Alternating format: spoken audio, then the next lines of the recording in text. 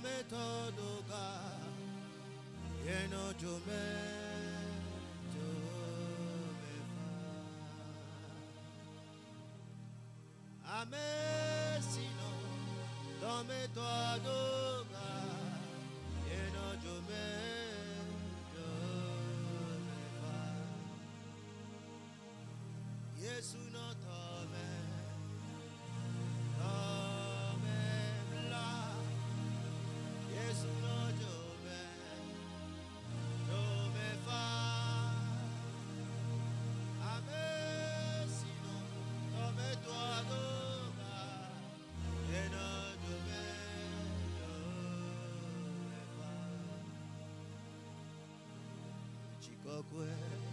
Ona maura chipobo Yenu chifafa wava Anyigbanji Amen Hallelujah Amen Hallelujah Amen Hallelujah Amen Hallelujah Amen Hallelujah Amen Hallelujah Amen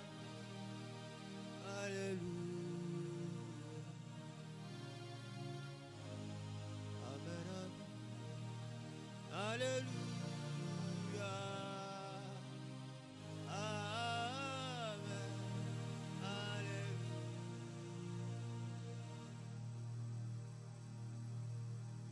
Eloma Nyemenyaru sita Esuloma Nyemenyaru sita Ebrandole basu Eloma Nyemenyaru sita Esuloma Nyemenyaru sita Leka marito Bati chokala Esuloma Nyemenyaru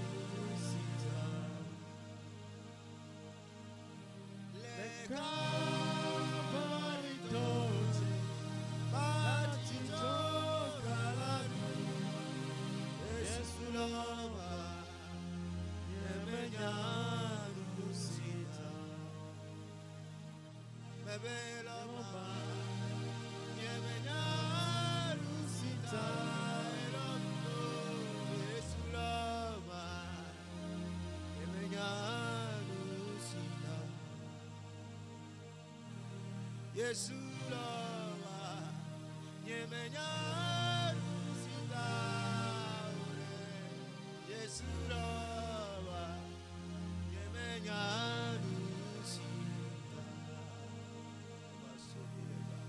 Leka maritoji Bati jogaranu Yesu lova nyemenyaru sita Librari basande de brekete de kabaritoji Bati jogaranu Yesu loma nyemenyaru sita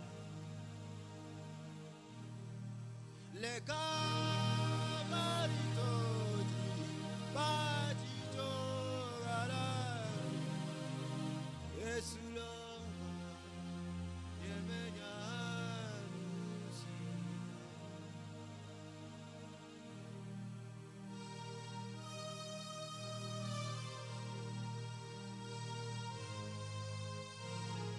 Oh Yesu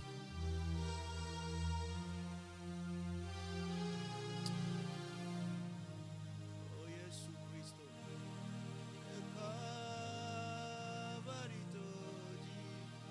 Bati chogararu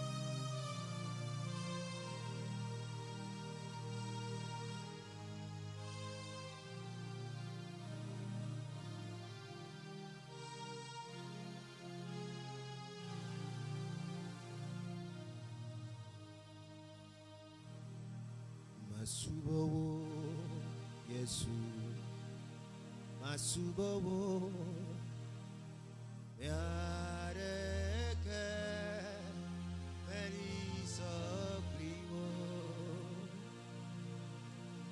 Le Nunyame, Le Lolome, Tubeme, Le Nuseme, Apeton, Yareke, Melisa. Le nunyame, le lolome, tu bebe, le nuseme, apeto, la requemeso.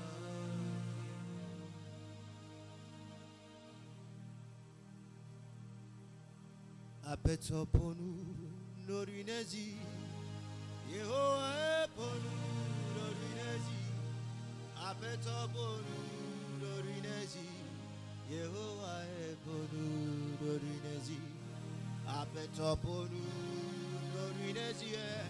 Yehowa ebonu dorinezi, apeto ebonu dorinezi. Yehowa ebonu dorinezi, apeto ponu dorinezi. Yehowa ebonu dorinezi, apeto ebonu dorinezi.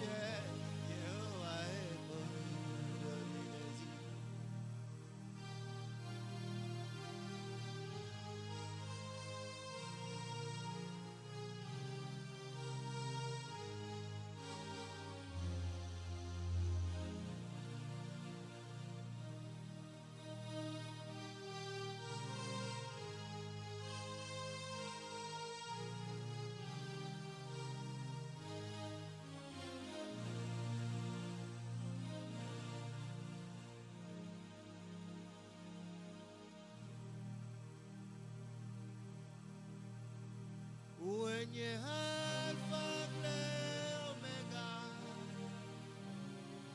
come and judge blood.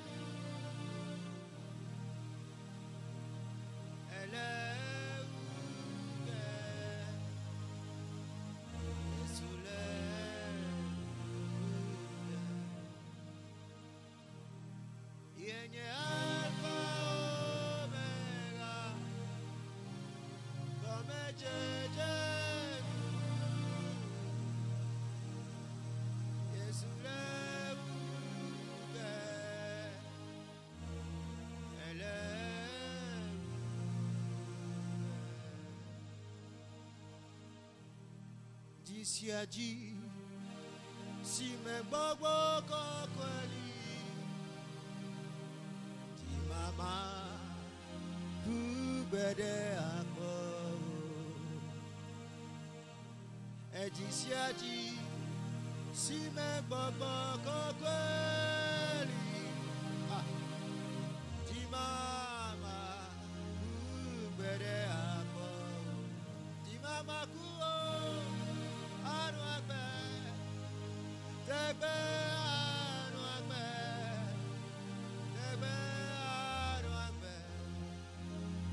Di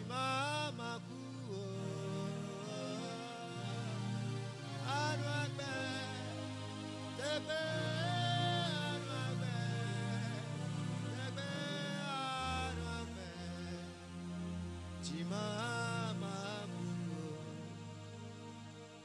Mabe Jisiaji Sime Baba Bakweli Ejimama Kubede Abo Ejisiaji Sime Baba Bakweli Jimama Kubede Abo Anu Agbe Tegbe Anu Agbe Tegbe Anu Agbe Jimama Kuo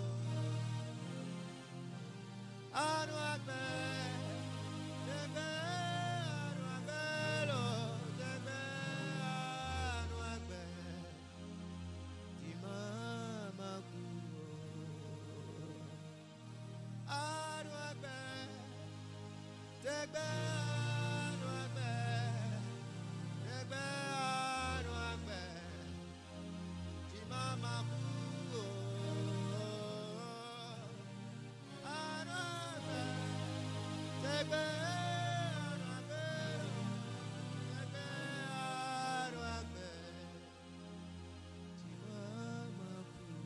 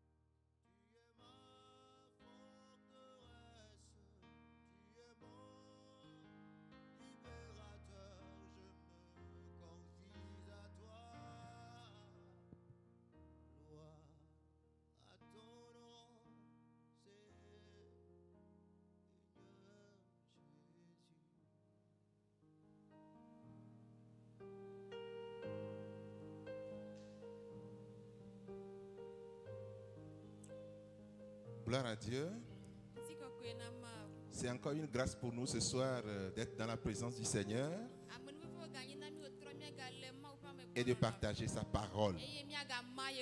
Nous voulons lui donner toute la gloire, le bénir pour la vie du pasteur principal,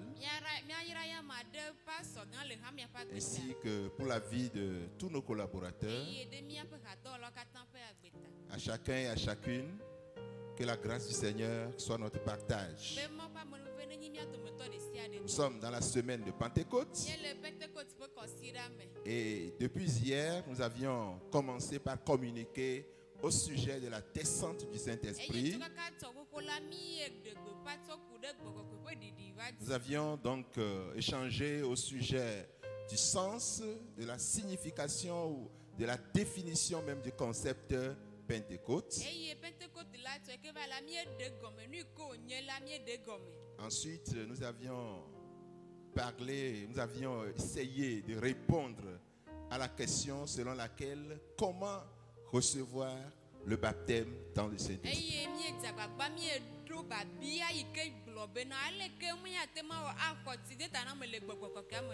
Et aujourd'hui, par la grâce du Seigneur, nous allons continuer toujours dans le même sens.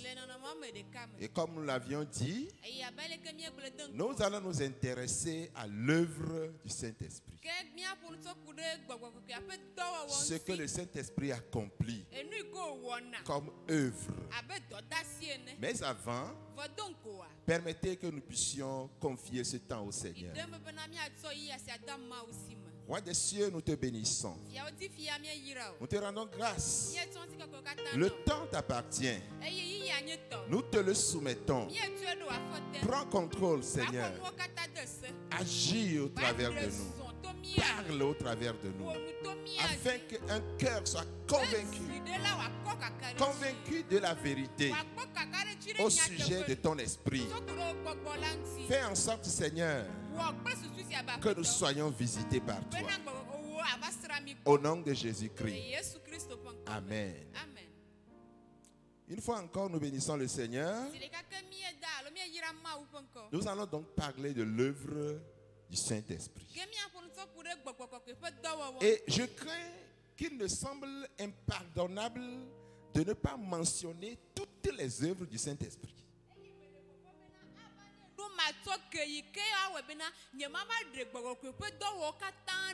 Par exemple, l'œuvre du Saint-Esprit dans la création, son œuvre dans l'Ancien Testament, le choix et l'appel des serviteurs de Dieu, son œuvre de convaincre du péché et du témoignage en nous,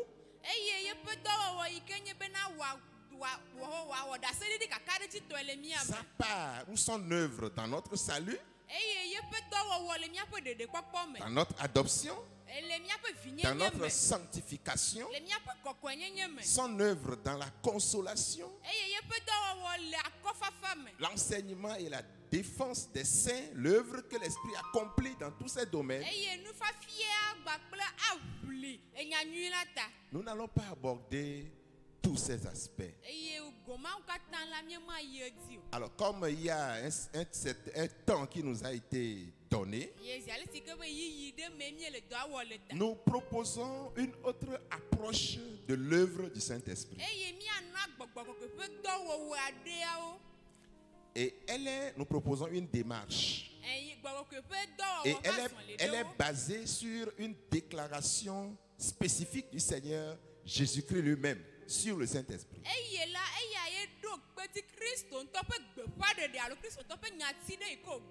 Et cette déclaration est la suivante. Nous la trouvons dans l'évangile de Jean au chapitre 16 au verset 14. L'Esprit me glorifiera parce qu'il prendra de ce qui est à moi et vous l'annoncera. L'Esprit me glorifiera parce qu'il prendra de ce qui est à moi et vous l'annoncera. Je considère cette déclaration comme le résumé de toute l'œuvre du Saint-Esprit.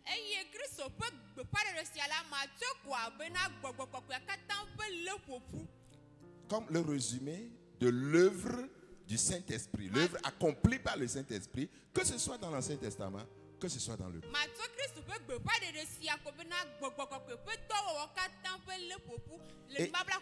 Et cette déclaration est cruciale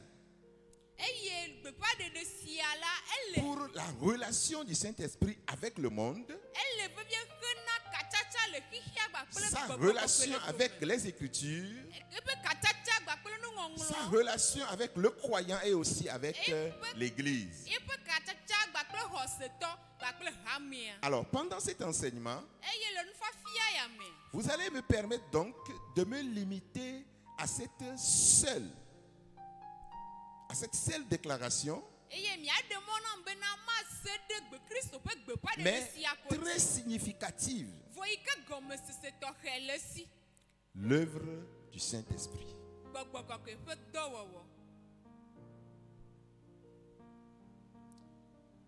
Le Saint-Esprit joue beaucoup de rôles ou de fonctions. Mais selon la déclaration que nous venons de mentionner, nous commencerons donc par les énumérer, par énumérer les œuvres une à une. Je reprends la déclaration avant de commencer par énumérer les œuvres. Nous sommes dans l'évangile de Jean, le chapitre 16, le verset 14. L'Esprit me glorifiera parce qu'il prendra de ce qui est à moi et vous l'annoncera. Amen. La première œuvre du Saint-Esprit que nous mentionnons, c'est l'œuvre du Saint-Esprit. Voilà, il dit à ses disciples: et moi je prierai le Père, et il vous donnera un autre consolateur, afin qu'il demeure éternellement au milieu de vous, l'Esprit de vérité que le monde ne peut recevoir parce qu'il ne le voit point et ne le connaît point. Mais vous le connaissez, car il demeure avec vous et il sera en vous. Bien-aimés, Jésus explique aux disciples qu'il est même avantageux pour eux qu'ils s'en aillent.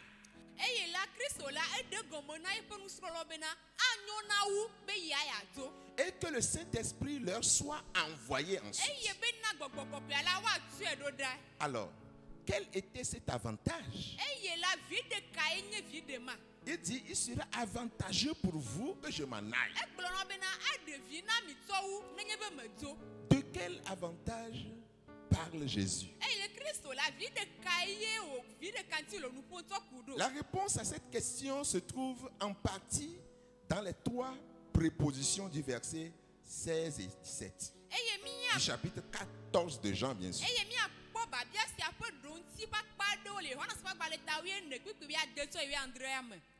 En voici donc ses avantages. D'abord, il dit au milieu de vous. Cette expression décrit la relation de Yahvé avec le peuple d'Israël. Il était présent parmi eux pour se révéler à eux. Dieu était présent parmi son peuple pour les enseigner, les diriger et pour protéger le peuple contre leurs ennemis.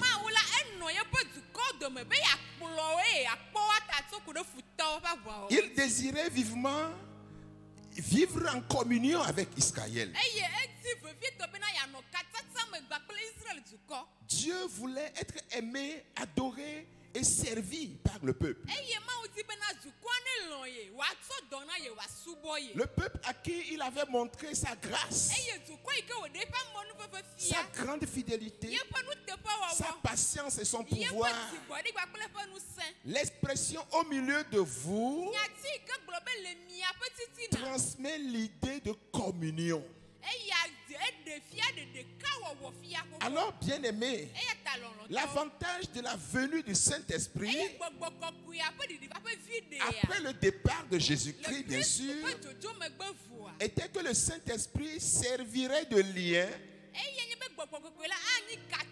créant et réalisant toujours cette communion avec Dieu le Père et le Fils. Et aussi la communion des uns avec les autres. Et nous reviendrons encore à ce sujet plus tard. Le premier avantage, c'est que il viendra rester au milieu de nous. Et le second aspect de cet avantage, c'est que il sera avec vous, avec nous. Ici, nous trouvons l'idée d'une présence personnelle.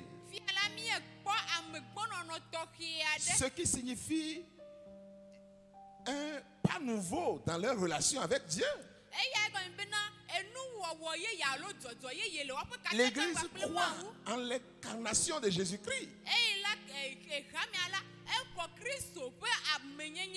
La manière dont Christ est venu dans ce monde sous forme charnelle, sous forme humaine. L'Église croit en cela. Le Fils de Dieu était venu pour être avec ou près de son peuple. Il pouvait ainsi dire à ses disciples: je vous ai dit ces choses pendant que je demeure avec vous. Jean 14, 25. L'apôtre Jean était bien conscient de cette présence divine et personnelle de Christ avec ses disciples.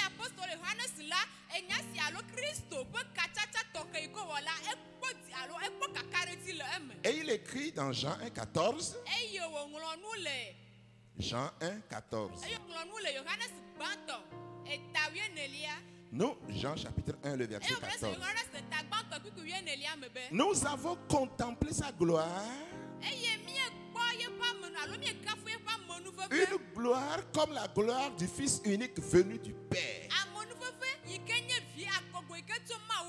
Et nous pouvons inclure des versets de 1 Jean 1, verset 1 à 3.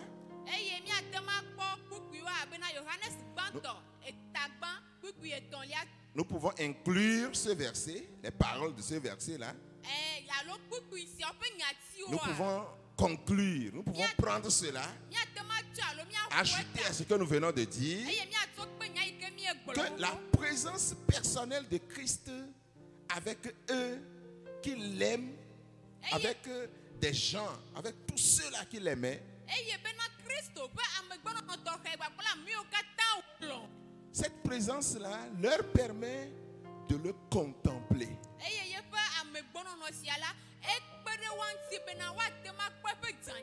Christ est avec nous par le biais de son esprit.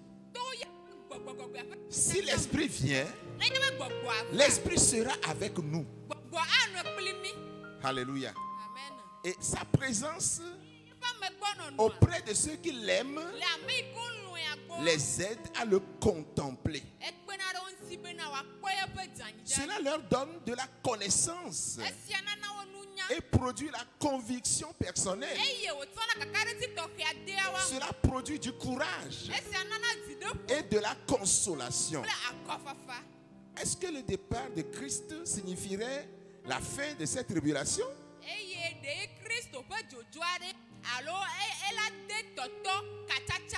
Est-ce que le départ de Christ signifierait la fin de ces bénédictions? Est-ce que Christ plongerait ses disciples dans une solitude sans égale?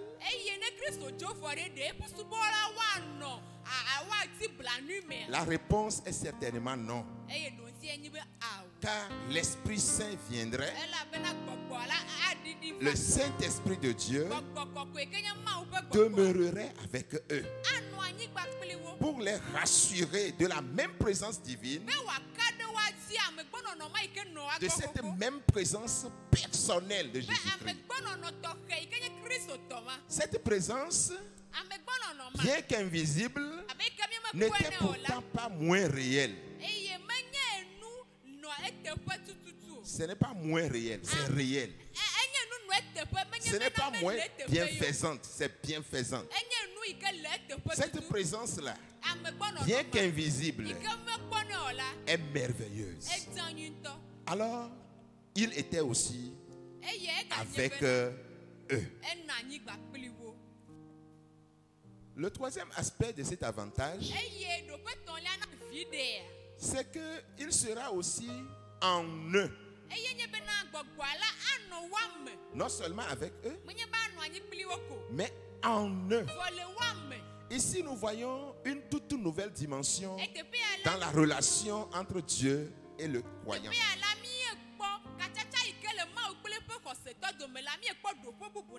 Dorénavant, Dieu ne serait pas seulement au milieu d'eux. Il ne sera pas ni seulement avec eux, mais actuellement, il sera aussi en eux. Depuis la Pentecôte, Dieu vit par son esprit dans le croyant. Oui, le chrétien, c'est quelqu'un en qui le Saint-Esprit est, en qui le Saint-Esprit vit. Et par conséquent, et en même temps, il est devenu l'habitation de Dieu le Père et de Dieu le Fils.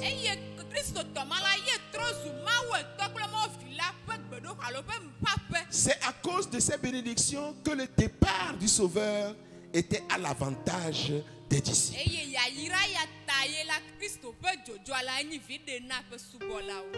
Frank Horton disait, il exprimait cet avantage en ces termes. Sa présence physique serait remplacée par sa présence spirituelle.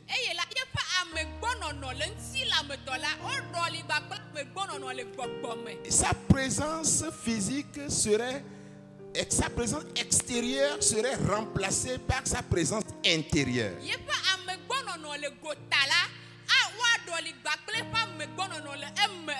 Et sa présence localisée, limitée par son corps physique, serait remplacée par son omniprésence dans la communauté.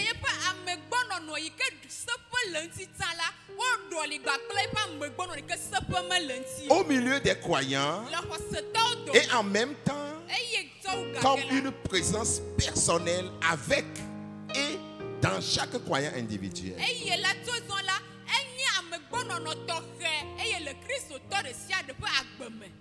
Alléluia. Il serait avantageux pour les disciples que Jésus s'en aille. Parce que s'il part, il enverra un autre consolateur qui vivra au milieu d'eux. Non seulement au milieu d'eux, mais avec eux. Non seulement avec eux, mais il vivra en eux. Voilà l'avantage que nous avons, bien-aimés. Voilà notre avantage, bien-aimés. Désormais, l'Esprit de Dieu vit au milieu de nous. Il est avec nous et il est en nous. Que le nom du Seigneur soit loué. Notre prochaine question sera: le Saint-Esprit, comment glorifie-t-il Jésus-Christ? Nous avions dit que sa première œuvre, c'est de glorifier Jésus-Christ. Il glorifie Jésus. C'est son œuvre. C'est de glorifier Jésus. C'est de révéler Jésus. C'est de parler à la place de Jésus. De parler au nom de Jésus. D'œuvrer pour Jésus. De le glorifier. alors, comment le glorifiera-t-il? D'abord, il le glorifie en l'exaltant comme sauveur.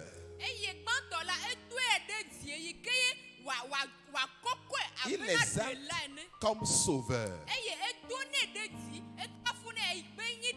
Quand Jésus annonça que le Saint-Esprit le glorifierait, il s'agit bien sûr de l'exaltation du salut accompli par Jésus pour la race humaine.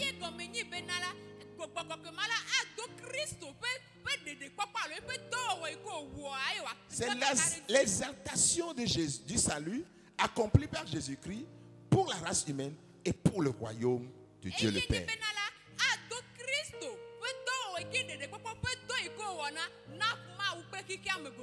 La Bible dit dans Jean 3, 16, car Dieu a tant aimé le monde qu'il a donné son Fils unique afin que quiconque croit en lui ne périsse point, mais qu'il ait la vie éternelle. Alléluia. Dieu, dans son grand amour pour les hommes, a préparé un plan de salut qui est réalisé par la souffrance et la mort expiatoire de Jésus-Christ. Et c'est pourquoi Paul dit dans Éphésiens 2, les versets 8 et 9, c'est par la grâce que vous avez été sauvés, par le moyen de la foi. Cela ne vient pas de vous, c'est le don de Dieu. Ce n'est point par les œuvres, afin que personne ne se glorifie. Oh, bien-aimé dans le Seigneur, le Saint-Esprit glorifie le Seigneur en l'exaltant comme sauveur. Quel est le rôle du Saint-Esprit ici? Comment exalte-t-il le Fils dans l'œuvre du salut? Dans l'œuvre de notre salut, dans l'œuvre du salut de l'homme. Comment est-ce que le Saint-Esprit glorifie-t-il?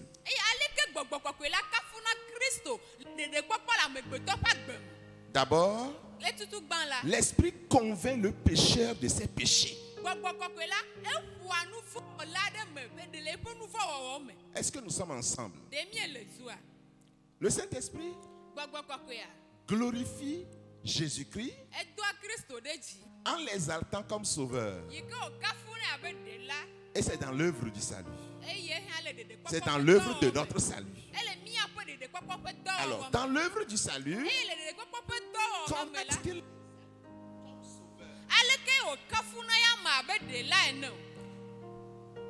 il convainc le pécheur de ses péchés. Oui. Avant qu'une personne ne vienne au Seigneur, avant qu'une personne ne soit sauvée, c'est le Saint-Esprit qui entre en jeu. Il convainc le pécheur que tu es pécheur. Et la personne se reconnaît pécheur. Cette parabole que nous trouvons dans Luc 15, du verset 11 au verset 24, et elle est intitulée Le Fils prodigue. On a titré la parabole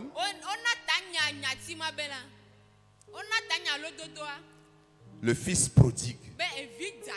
Nous connaissons bien cette histoire. Depuis que nous sommes en contact avec l'Évangile, nous aurions dû entendre ou suivi cette prédication un jour. Mais je voudrais quand même souligner un aspect. Celui du Fils dans sa pauvreté. Dans la souffrance. Quand il est entré en chômage. Lorsqu'il était malheureux et misérable. Il n'a pas l'espoir de trouver de l'aide auprès des hommes.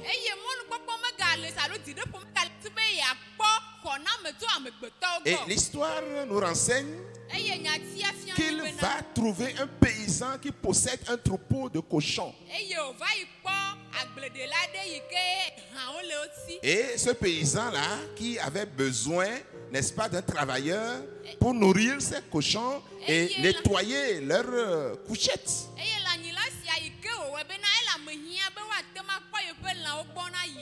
Oui, il devait prendre soin des cochons, nettoyer leur chambre à coucher et nettoyer leur salle de séjour. Mais le jeune homme a tellement faim qu'il désire manger les carouques destinés aux cochons.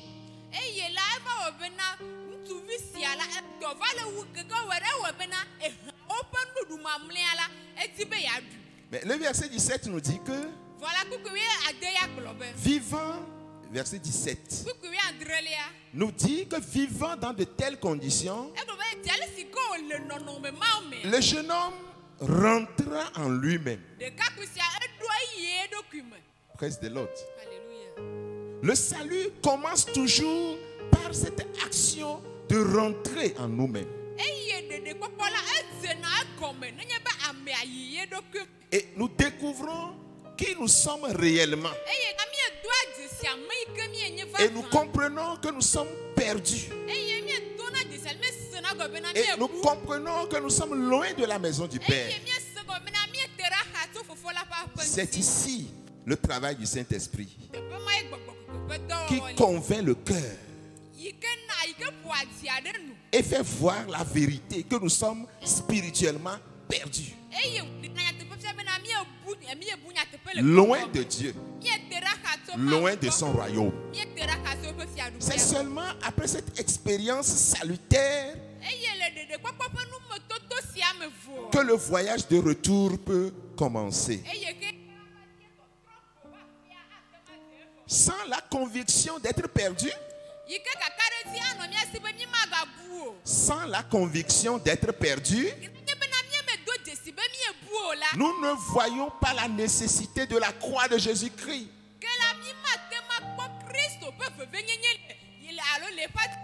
Jésus-Christ qui a donné sa vie comme une rançon,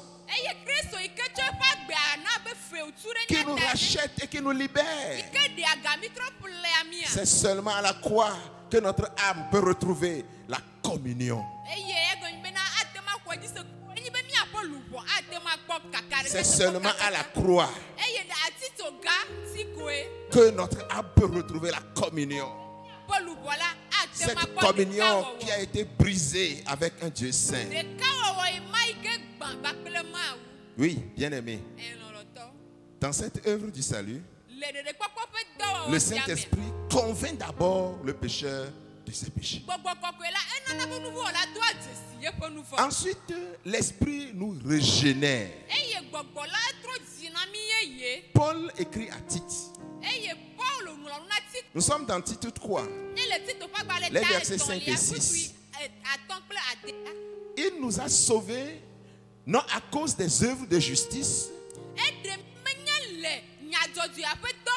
que nous aurions faites, mais selon la miséricorde, par le baptême de la régénération et le renouvellement du Saint-Esprit qu'il a répandu sur nous avec abondance par Jésus-Christ notre Sauveur. La régénération nous rappelle la nouvelle naissance.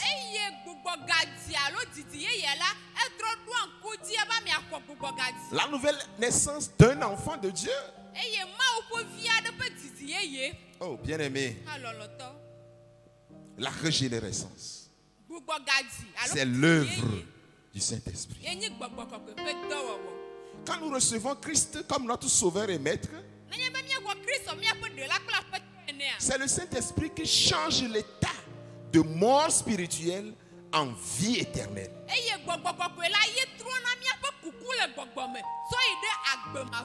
Nous commençons une nouvelle vie en Christ. Et nous prenons notre position d'enfant de Dieu. C'est pourquoi le Seigneur a dit à Nicodème. Il lui avait dit cela avec tant d'insistance. Que personne ne peut voir le royaume de Dieu s'il n'est pas né de nouveau.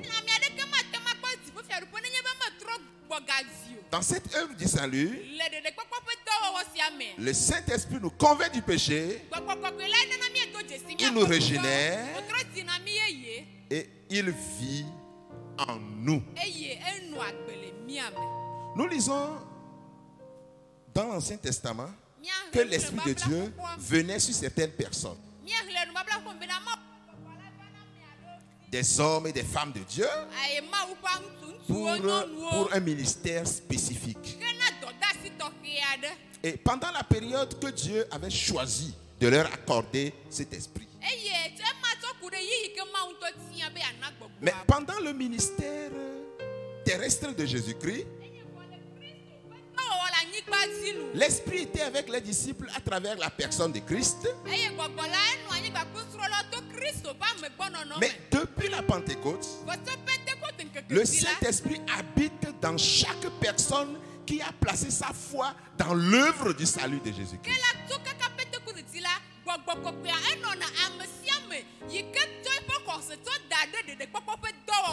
C'est pourquoi nous comprenons que Paul semble s'écrier dans sa lettre aux Corinthiens.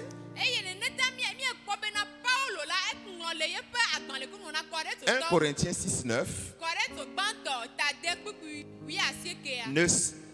16, 19. Ne savez-vous pas que votre corps est le temple du Saint-Esprit qui est en vous?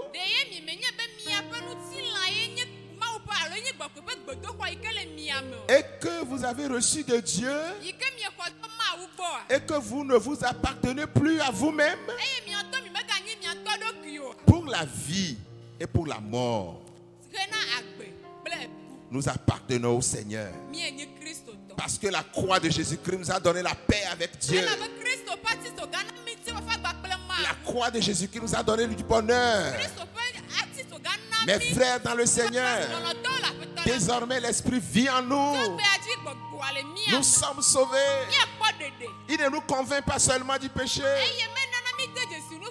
Il ne nous régénère pas seulement, mais il vit en nous. Et ensuite, vous savez, et pour couronner tout, pour conclure tout, dans notre œuvre du salut, le Saint-Esprit nous scelle.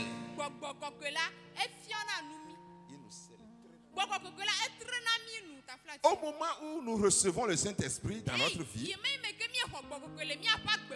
il nous scelle avec le sceau de Christ. Voilà. Ce sceau est une indication que désormais, nous qui croyons en Jésus-Christ, nous sommes enfants de Dieu.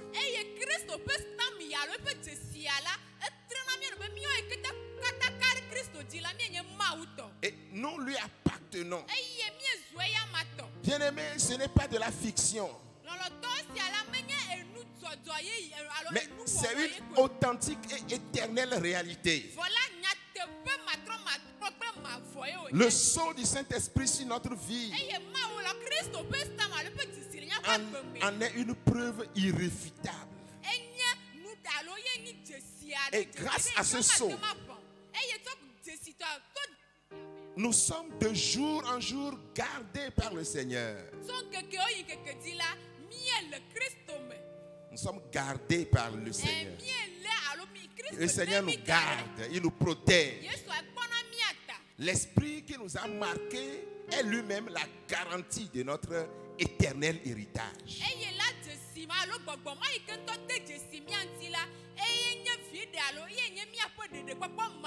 Paul écrit aux Éphésiens. Éphésiens, le chapitre 1. Les versets 13 à 15. En lui, nous aussi, après avoir entendu la parole de vérité, l'évangile de notre salut, en lui vous avez cru et vous avez été scellés du Saint-Esprit qui avait été promis.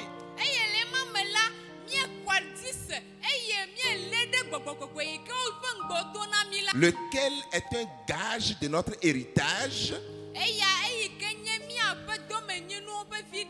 C'est une garantie de notre héritage. C'est une garantie de notre héritage. Une garantie de notre héritage pour la rédemption de ceux que Dieu s'est acquis, à la louange de sa gloire. Le Saint-Esprit, de quelle autre manière glorifie-t-il Jésus-Christ? Nous avions vu qu'il le glorifie en l'exaltant comme sauveur.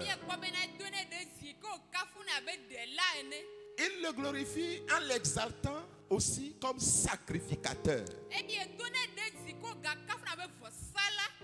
Le Seigneur Jésus est notre sacrificateur. Et le mot sacrificateur, c'est un peu comme celui qui est le lien avec le sacré.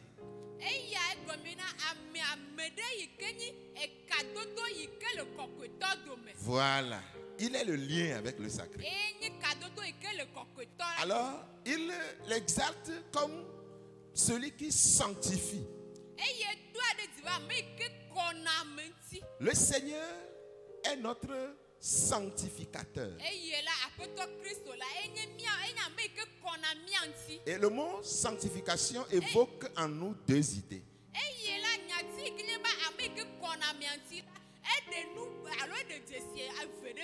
La première est l'idée de la séparation. L'enfant de Dieu est appelé à être séparé du monde. Quand on dit qu'il est notre sanctificateur, qu'il nous sanctifie, ça traduit deux idées. La première, c'est la séparation. Nous sommes appelés à être séparés du monde, à sortir des gens du monde, sortir du milieu des gens du monde. Ainsi, Paul exhorte les Corinthiens. 2 Corinthiens 6, 17. Sortez du milieu d'eux et séparez-vous, dit le Seigneur. Ne touchez pas ce qui est impur. Voilà ce que Paul disait aux Corinthiens. Mais la deuxième idée est celle d'union. Union, communion du chrétien avec Dieu. Il faut se réaliser qu'une vraie communion avec Dieu n'est pas possible sans avoir d'abord expérimenté une réelle séparation d'avec le monde.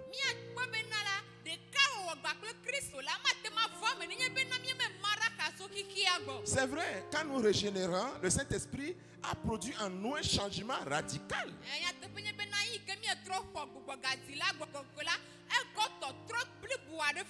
Il a introduit un nouveau principe de vie dans notre cœur. Mais cela ne veut pas dire que l'enfant de Dieu est automatiquement devenu parfait. Pirman disait, il remarqua, il y a encore un reste de faiblesse héritée et acquise.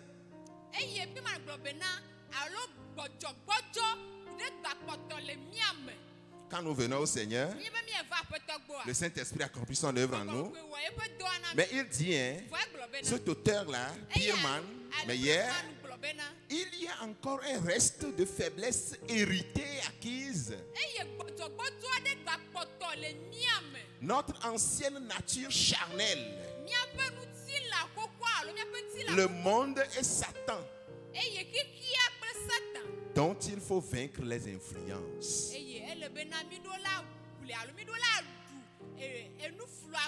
Nous devons vaincre l'influence de cette faiblesse héritée, acquise, qui se trouve encore en nous.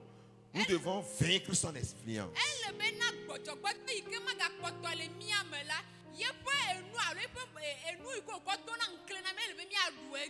Le Saint-Esprit applique cette grâce sanctifiante et victorieuse à notre cœur.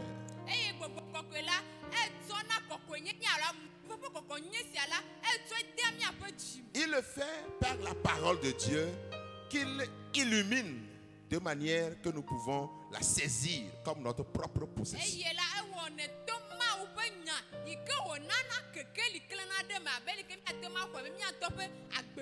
Puisqu'il est lui-même l'inspirateur des auteurs sacrés, les écrivains qui ont écrit la Bible, comme c'est lui-même qui les a inspirés, il peut éclairer la parole de Dieu dans notre cœur.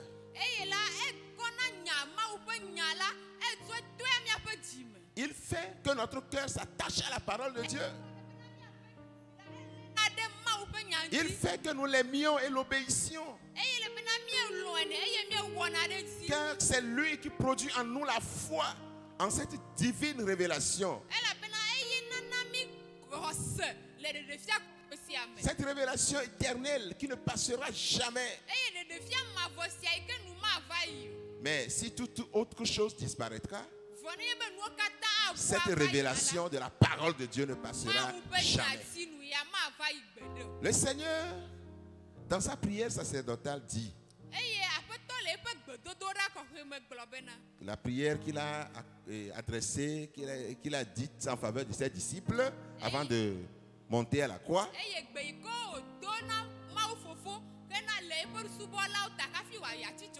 Il dit, Père, sanctifie-les par ta vérité.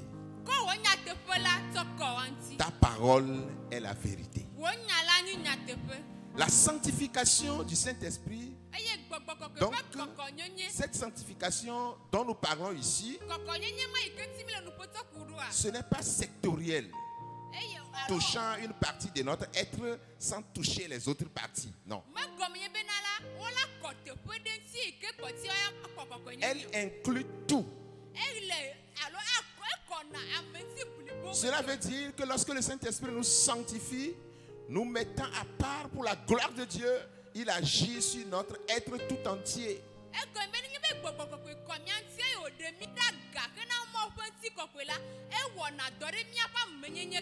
Nous sommes sanctifiés, mis à part pour Dieu. Notre corps, notre cœur, notre âme. Par conséquent, nous ne nous appartenons plus à nous-mêmes. Nous appartenons à celui qui nous a aimés et sauvés et sanctifiés. Cette communion intime avec Christ, cette communion entre Christ et son esprit, entre Christ et le croyant, nous permet de porter les fruits dignes de celui qui habite en nous. C'est cette grâce sanctifiante qui cause l'enfant de Dieu de ne pas aimer le péché.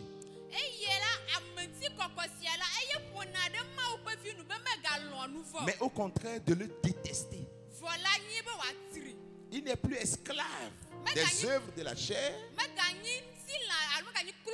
Ces œuvres qui empoisonnent, qui dominent notre société actuelle,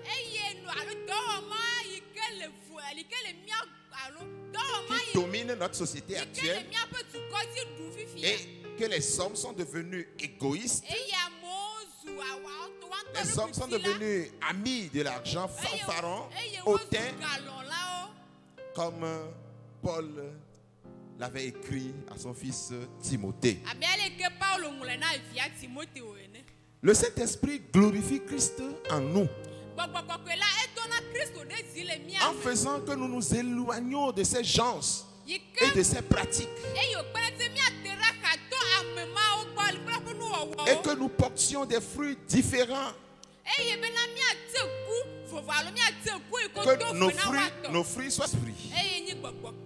C'est l'Esprit de Dieu en nous qui nous aide à nous détacher du mal, à nous attacher au bien et à porter les fruits de l'Esprit.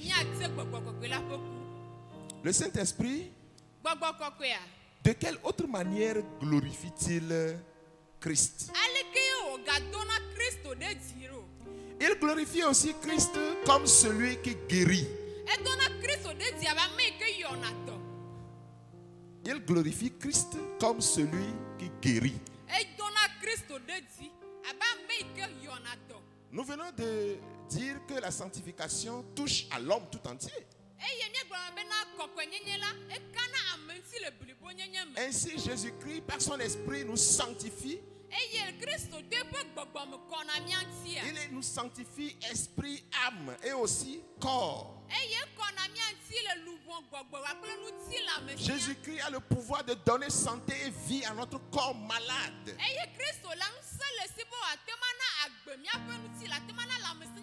Même si notre corps est mort, l'esprit, Jésus a le pouvoir de donner santé.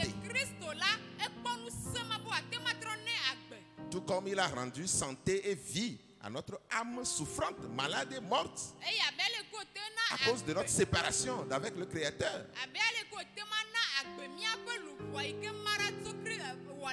C'est pourquoi l'Esprit déclare: la guérison sera sous ses ailes. Et le châtiment qui nous donne la paix est tombé sur lui.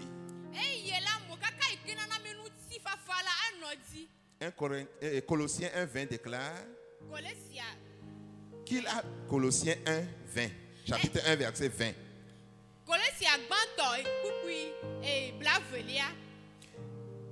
Il a voulu par lui réconcilier tout avec lui-même,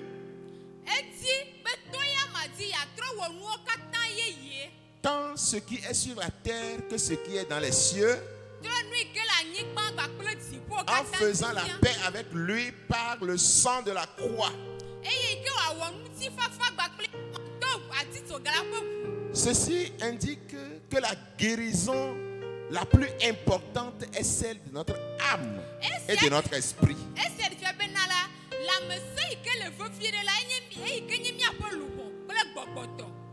Celle de notre âme et de notre esprit lorsqu'ils sont réconciliés avec Dieu.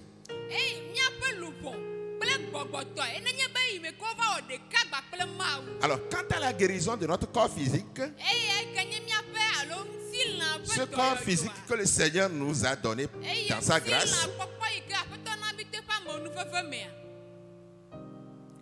un corps sanctifié.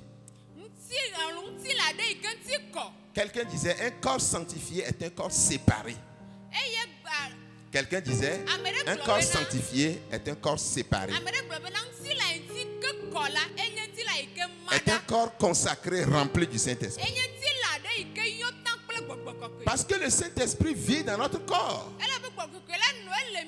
L'apôtre Paul peut enseigner par le Saint-Esprit en disant que notre corps est le temple du Saint-Esprit. Et comme le temple du Saint-Esprit, notre corps devient membre de Christ. Voilà, un des membres de Christ. Dieu ne veut pas que notre corps soit déshonoré, ni livré à l'impudicité ou à des désirs impurs, car il appartient réellement au Seigneur et doit servir à sa gloire.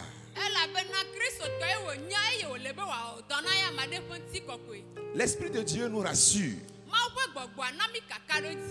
par le canal d'un monsieur appelé Simpson, que Dieu peut remplir par sa présence un simple vase d'argile.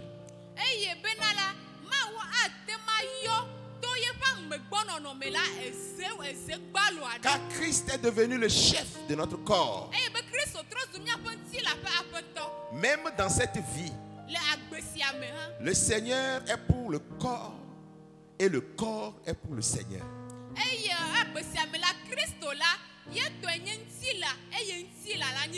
L'Esprit nous enseigne que puisque notre corps appartient à Christ, Son emploi et son but changeront aussi.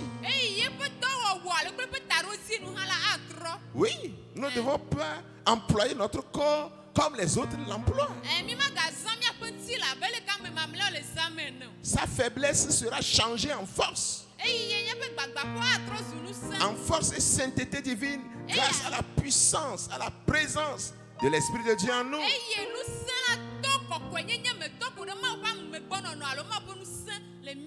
Paul disait aux Corinthiens, nous sommes pressés de toute manière, mais non réduits à l'extrémité.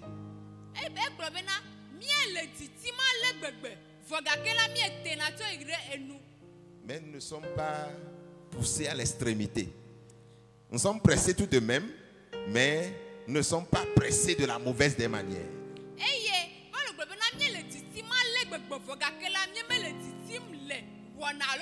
Dans la détresse, mais non dans le désespoir. Dans la détresse, nous sommes pressés dans la détresse, mais non pas dans le désespoir. Nous sommes persécutés, mais non abandonnés. Abattus, mais non perdus. Portant toujours avec nous dans notre corps la mort de Christ. Afin que la vie de Jésus-Christ soit manifestée dans notre corps mortel.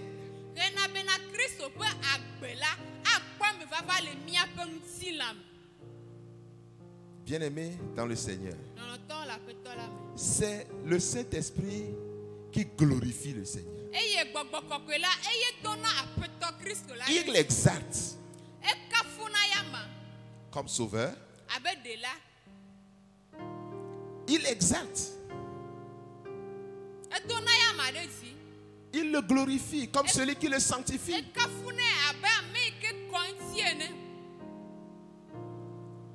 Il exalte comme celui qui guérit. Bien-aimés, nous allons nous arrêter ici pour ce soir. Nous allons dire ceci. Si le Saint-Esprit a été envoyé, s'il est descendu, son œuvre, c'est de glorifier le Fils. Le glorifier en l'exaltant comme sauveur, en l'exaltant comme celui qui sanctifie, en l'exaltant comme celui qui nous guérit. L'œuvre du Saint-Esprit, c'est de révéler le Fils, de le glorifier.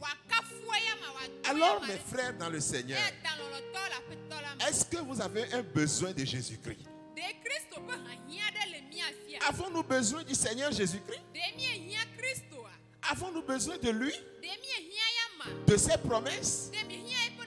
Avons-nous besoin de sa touche? Avons-nous besoin de sa visitation? Ce que nous avons à faire, c'est de rechercher le Saint-Esprit. Si le Saint-Esprit descend sur nous, il nous révèle le Fils. Il glorifie le Fils. Nous verrons le Fils au travers de lui. Nous verrons le Fils au travers de lui.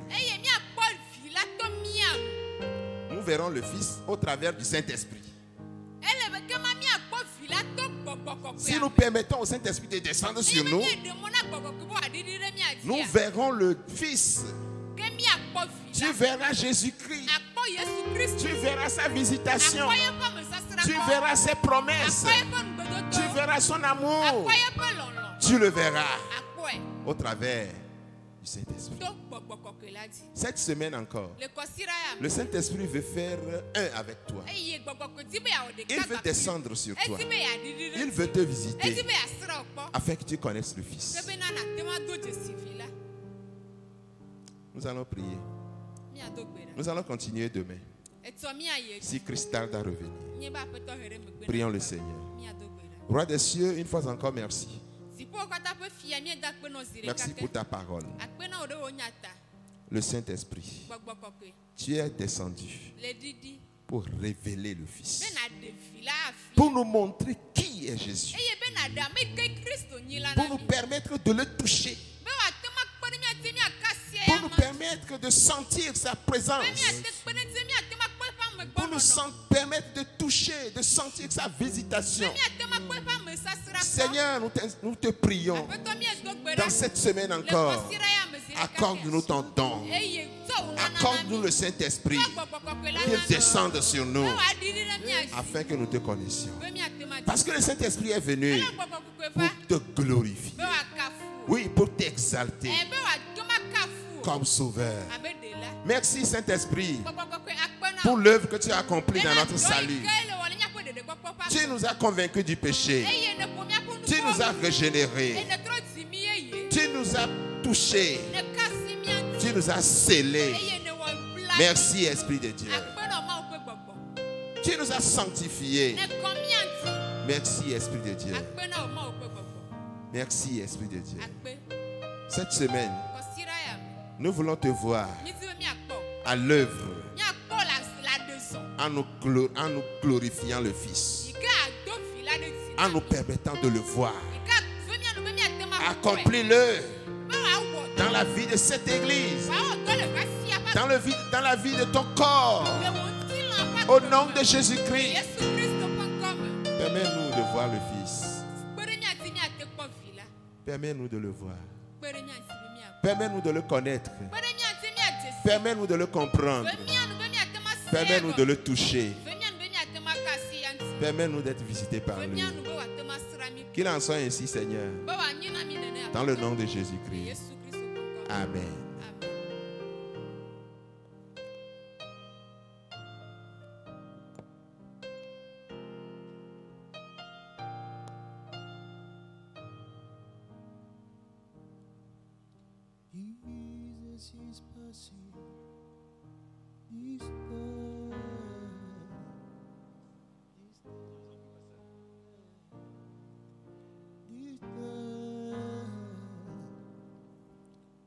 Jesus is passing today.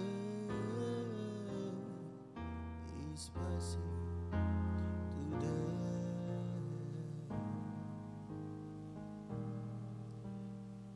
Jesus is passing this day. This day. This day. Jesus is passing this day. He's passing this day. He can do it better for you. Far more than you can think that you will ever do. He can do it better for you. Far more than you can think that you will ever do.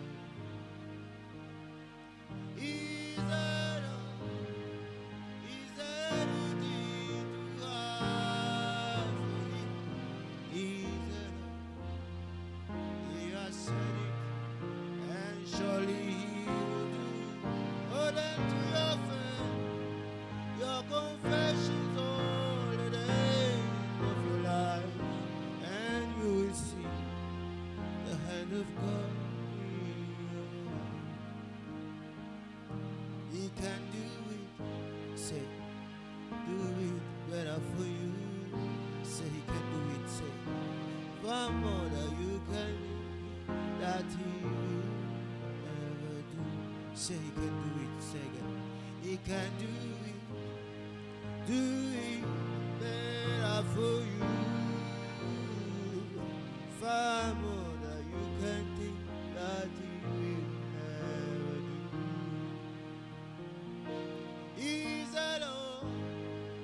Is there anything too hard for him? has said it, and surely He will do. Hold on to your faith, your confessions all the days of your life, and you will see the hand of God in your heart. He can do it better for you. Far more than you can think that you will never do. Say He can do it better for you. Far more than you can think that you will never do. Blessed be the name of the Lord. He's worthy to be praised and adored. So we lift up holy hand in one accord,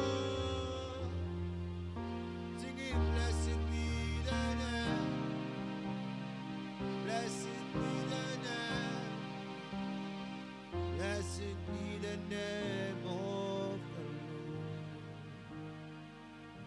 He can do it, say that.